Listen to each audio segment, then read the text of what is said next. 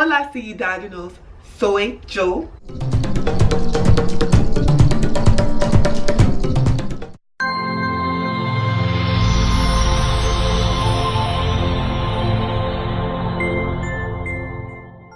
Hey citizens, it's me. Today I'd like to give you an overview of my first week of Baselang. Yes, it is over. So it's time for you to know my experiences and what I've discovered. Make sure that when you sign up for Baselang, you get the free trial for $1. The link is in the description box below. Also, that you sign up for Zoom.com for video conferencing, and Memrise, which is the learning lesson app. Both of those links are also in the description box below. Okay, so my first week with Baselang was during my spring break, and I made sure strategically that I did it that way because I wanted to have as much time as possible to go through the course, schedule as many lessons as I needed to. On average, I think I may have done like 3 to 4 hours a day. And I also worked with many different instructors. They were from just different professions. They were all very highly qualified, and I really enjoyed it. So this is one of the reasons why I am still using Baselang to this day. And also, one of my instructors, I was their first student, so that was pretty exciting. So we were both nervous together. At the time that I started, classes were offered 6 a.m. to 11 p.m. Eastern Standard Time. Now they are offered 6 a.m. to 12:30 a.m. the next day. So there's a break in between. And so you have 4 days, like a rolling 4-day schedule, which starts with the day that you're in the next 3 days, and you can book classes. And I found that booking classes was pretty simple, and I've even booked classes 5 minutes prior to starting a session just to see if I could do it and just jump in there. Because I was doing a very intensive schedule, I found that I was able to get through level 1 pretty quickly. There's like 9 levels plus some supplementary courses now. I accepted those courses because I wanted to make sure that I cemented my foundation, especially if it was scaffolded. You know, those lessons are scaffolded on one another, so you need to know what was in a previous lesson to keep going maybe. So I accepted those lessons, and it pretty much built up my confidence because I've used resources before. So this wasn't my first exposure to Spanish. Let me talk about some of the resources I've used before. I took a class with my local church some years back, and that was my first exposure to Spanish because I initially took French in high school, and I started studying Spanish and sign language once I was done with school. So extracurricular myself. I also met with a Spanish tutor at least 5 times, and I was able to get phrases like como se dice, como escribe, like could you write it, could you say it, like how do you say it in Spanish, como se dice en español, and mi nombre es, like those are things that like kind of stick out that are very easy for me from just having my Spanish tutor.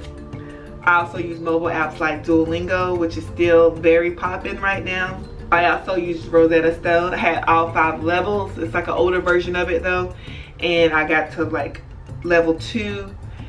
Then I also use workbooks and things that I got from the library and just things I found on the internet. I also went as far as to use Michelle Thomas CDs, all level, I think all the way to level 8.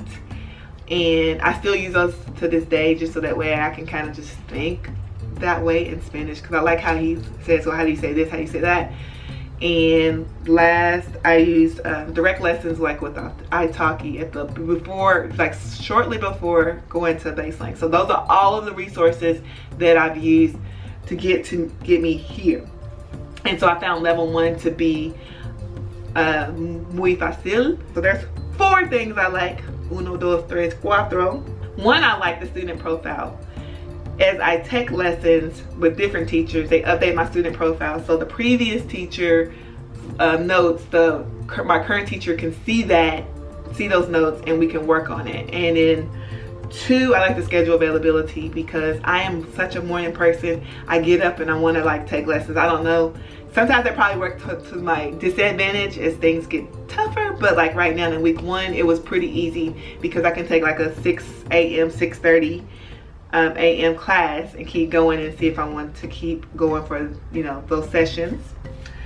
And then if I happen to stay up late at night and I want to take some more classes like in the evening, I did that too. I like the fact that I can do unlimited classes. I don't have to like pay for extra. If I want to feel like taking 5 hours of lessons that day, I can. It's unlimited. And last, all of the instructors were very trained. I could tell that they were very highly qualified. And once I started asking them more questions in Spanish and my comfortability, I found out that they had different backgrounds and different professions that enriched our conversation some more. And last but not least, let's talk about what I'm working on. I'm working on rolling my R's. For some reason, rolling double R's is still hard for me. My tongue, I think my tongue is disabled. I really do. My tongue is disabled. I can curl it and I can do this, so I'm like, and I'm doing all these practices and I still cannot for the life of me roll a double R. So like, especially when you say el cuadro, I'll say el coche, el auto before I say a double R word. So I'm finding out being very strategic so that way people don't, my instructors won't find out right away that I cannot still roll my double R's. And then stressing the N, like in niño and pequeño, a lot of those kind of things. Doing that nasally kind of sound and more tongue work, that is still what I'm focusing on. Pronunciation, I'm pronunciating. I feel more confident, but like in week 1, I was not really confident with my pronunciation. But a lot of that practice is definitely learning the alphabet and practicing the alphabet, because that's one thing I do like about Spanish, is that there's not the short vowel sound and long vowel sound. The vowels make a sound and they make that sound. Oh, praise him. Also, I'm increasing my vocabulary, and that comes with just time and practice. And last but not least, I am, of course, getting verb conjugation practice. That is so tough.